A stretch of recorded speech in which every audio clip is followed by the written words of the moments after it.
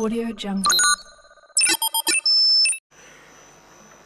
కొణిదెల పవన్ కళ్యాణ్ అనే నేను శాసనసభ సభ్యుడిగా ఎన్నికైనందున శాసనం ద్వారా నిర్మితమైన భారత రాజ్యాంగం పట్ల నిజమైన విశ్వాసం, విధేయత చూపుతానని, భారతదేశ సార్వభౌమాధికారాన్ని, సమగ్రతను కాపాడుతానని, నేను స్వీకరించబోయే కర్తవ్యాన్ని శ్రద్ధాశక్తులతో నిర్వహిస్తానని దైవ సాక్షిగా ప్రమాణం చేస్తాను.